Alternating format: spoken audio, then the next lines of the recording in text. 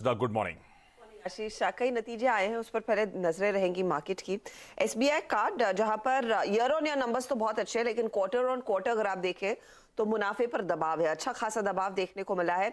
610 करोड़ का मुनाफा इस तिमाही में 526 करोड़ के आसपास रह गया, यानी कि 16% का कॉन्ट्रैक्शन सीक्वेंशियल बेसिस पर। रेवेन्यू सिर्फ 6% बढ़ा है। प्रोविजंस में करीब 21% तक की वृद्धि देखने को मिली है। क्रेडिट कॉस्ट एलिवेटेड है, 5.5% के आसपास अभी भी कंपनी का क्रेडिट कॉस्ट है। और मार्जिन दरअसल लोएस्ट है, मार्जिन आए 12.3% के करीब करीब। पिछले क्वार्टर में 13% के आसपास स्टेबल थे, लेकिन यहाँ पर दबाव बनता हुआ दिखाई दे रहा है। और ओवरऑल स्पेंड्स के लिहाज से भी ईयरली ज्यादा कुछ चेंज नहीं देखने को मिल रहा है, और क्वार्टरली भी नंबर्स में कुछ ज्यादा आतिशबाजी है नहीं। तो एक बहुत ही एवरेज क्वार्टर और मुनाफे में दबाव वाला क्वार्टर एसबीआई कार्ड के लिए। टाटा केमिकल्स दूसरी ओर, इसका परफॉर्मेंस काफी बढ़िया है। मुनाफे का आंकड़ा देखिए 680 करोड़ पर आया, एक बहुत ही बढ़िया जंप देखने को मिला है यहाँ पर। रेवेन्यू में 40% तक की वृद्धि, 4239 करोड़ के आसपास का रेवेन्यू। इबिट्टा में 83% तक की ग्रोथ, 920 करोड़ का इबिट्टा कंपनी ने पोस्ट किया। और जो 16.5% के आसपास के पिछले साल मार्जिन थे, वो 21% के बियॉन्ड गए हैं। तो क्लियरली बिजनेस में ग्रोथ देखने को मिली है। आगे ऑफ कोर्स वो डिटेल ब्रेकअप दिखाएंगे आपको कि कहां पर कितनी ग्रोथ देखने को मिली है। इसी के ठीक साथ अनुपम रसायन, और ये स्टॉक काफी ज्यादा चर्चा में भी रहा है, तेजी भी देखने को मिली है। यहां पर भी मुनाफा करीब 15% बढ़ता हुआ 41 करोड़ के आसपास आया। रेवेन्यू में 55% तक का इजाफा देखने को मिला है, 386 करोड़ का रेवेन्यू। इबिट्टा में लगभग 63% तक की ग्रोथ, और मार्जिन यहां पर करीब 2% इंप्रूव हुआ है। 25% का मार्जिन 27% के पार निकलता हुआ दिखाई दिया है। तो अच्छा परफॉर्मेंस इसका। गोकुलदास एक्सपोर्ट के लिए भी एक बहुत ही बेहतरीन क्वार्टर रहा है ये, जहां पर मुनाफे में 60% तक का इजाफा, 45 से 46 करोड़ के बीच का यह आंकड़ा है।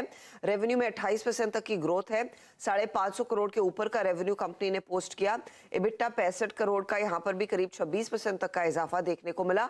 हालांकि मार्जिन स्टेबल है, 11.7% थे पिछले साल इसी तिमाही में 11.5%, तो कंपनी ने मार्जिन मेंटेन किया है। ये एक चीज है जिस पर आपकी नजरें होनी चाहिए। तो ये कुछ नतीजे जिस पर मार्केट रिएक्ट करता हुआ दिखाई देगा। इसके अलावा धानु का एग्रीटेक रेडार पर रहेगा। 1 नवंबर यानी कि अगले हफ्ते दरअसल कंपनी की बोर्ड बैठक है, यहां पर भी बायबैक पर विचार होता हुआ दिखाई देगा। तो ये स्टॉक भी आज रेडार पर। ऑफ कोर्स आज नंबर्स के लिहाज से इंपॉर्टेंट दिन, जहां पर मारुति, डॉक्टर रेड्डी जैसी कंपनियां रेडार पर रहेंगी। बता ही देता हूं फिर इवेंट्स कैलेंडर। इस समय फ्राइडे का सेशन हमें कई सारी इंपॉर्टेंट चीजों पर रिएक्ट करना है, जो हम लोग कल सुबह मेंशन कर रहे थे, जैसे कि यूएस का जीडीपी नंबर। आऊंगा 8 बजे उस पर डिटेल में चर्चा करने। एक्सपेक्टेशन से बेहतर वैसे वो आया है। यूएस का जॉबलेस क्लेम्स, एप्पल अमेजॉन के नंबर्स, वो ईसीबी का आउटकम। ध्यान रखें 75 बेसिस पॉइंट्स ईसीबी ने ब्याज दरें फिर से बढ़ा दी हैं। यही एक्सपेक्टेड था और यही स्टेप लिया गया। बैंक ऑफ जापान की इंटरेस्ट रेट डिसीजन आज आनी है, मेरे ख्याल से हमारे मार्केट खुलने के आसपास आ चुकी होगी। तो एक तरफ ईसीबी के इंटरेस्ट रेट डिसीजन पर रिएक्ट करना है, दूसरी तरफ बैंक ऑफ जापान की तैयारी करनी है। जो हर्षदा रिजल्ट्स की बात कर रही थी, वापस रिजल्ट सीजन थोड़ा तूल पकड़ रहा है। बिल्कुल ठीक, निफ्टी की 2, मारुति और डॉक्टर रेड्डीज के नंबर्स जोड़ दीजिए इसमें वायदा बाजार के बंधन बैंक, टाटा पावर, वेदांता और इंटेलेक्ट को। फिर कैश मार्केट की लंबी लिस्ट है, वो डिटेल्स आपकी स्क्रीन पर आ जाएंगी। आईएफएल वेल्थ एक्स डिविडेंड होने जा रहा है आज, 17 रुपए का एडजस्टमेंट होगा, ध्यान रखिएगा। हमारे फॉरेन एक्सचेंज रिजर्व्स के आंकड़े आज शाम 5:30 बजे आने हैं।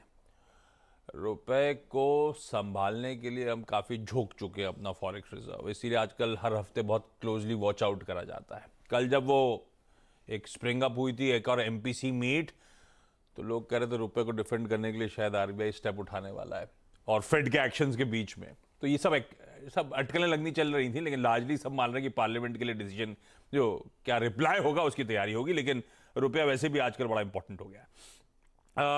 डेटा ग्लोबली यूरोप नजर पर रखिएगा। सीपीआई आंकड़े जर्मनी, फ्रांस, इटली, सारी इंपॉर्टेंट ज्योग्राफीज के, ऐसे ही जीडीपी इन सब ज्योग्राफीज के आ जाने हैं। यूरोजोन का industrial sentiment, business climate, consumer confidence, ये सब नंबर्स आने हैं।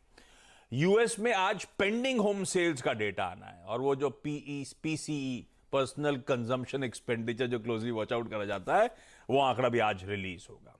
आज रिजल्ट्स के लिहाज से यूएस में थोड़ा ठंडा दिन होगा, और लेकिन आज ओल्ड इकोनॉमी स्टॉक्स, कोई एक्सॉन मोबाइल, कोई शेवरॉन, इनके नंबर्स आने हैं।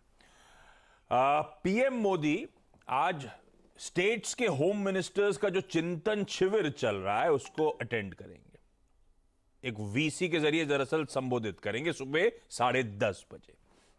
हमारे डिफेंस मिनिस्टर राजनाथ सिंह साहब आज लेह जा रहे हैं। वो PP-15 में किस तरह की सिचुएशन है, लाइन ऑफ एक्चुअल कंट्रोल में किस तरह की सिचुएशन है, डी-एस्केलेशन के बाद क्या हाल है, उसका जायजा लेने डिफेंस मिनिस्टर जा रहे हैं। नितिन गडकरी साहब आज मुंबई में होंगे। इनविट की एक रिंगिंग बेल सेरेमनी है BSE में आज सुबह, उसके लिए आ रहे हैं। ट्विटर की आज डेडलाइन है वो टेक ओवर की, लेकिन उस बीच खबर ऐसी आ रही थी कि एलॉन मस्क साहब ऑफिशियली MD CEO हो गए, CEO और COO ट्विटर के छोड़ के चले गए हैं। वैसे इंडियन मूल के थे CEO। तो अब उस बीच में वो पैसा देना है 44 बिलियन, ये सब तो होता रहेगा। 44 बिलियन देने का आज आखिरी दिन है। इसके बाद अगर नहीं दिया तो डेलावेयर कोर्ट के जज ने कहा था कि ट्रायल्स की शुरुआत कर दूंगी और डेट दे दूंगी नवंबर की। मीटिंग है आज UN सिक्योरिटी काउंसिल के काउंटर टेररिज्म कमेटी की, पहली बार इंडिया में, और ये मुंबई में होने जा रही है आज। यूके के जो नए प्रधानमंत्री साहब हैं ऋषि सुनक, उनकी ओथ टेकिंग सेरेमनी आज है।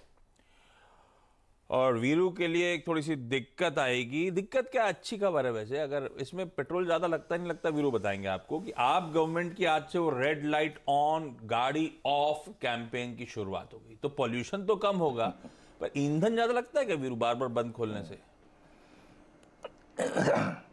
अपना तो दिल्ली जाना कम होता है, लेकिन पिछली बार जितनी बार गए थे करते थे, ऐसा कुछ खास फर्क नहीं पड़ता है। तो फिर बंद हर जगह लिखा होता था, कैंपेन था कि आप रेड लाइट्स पे, हाँ करते थे। लेकिन अपना कम जाना होता है दिल्ली, तो कोई खास फर्क नहीं पड़ता। बच गए।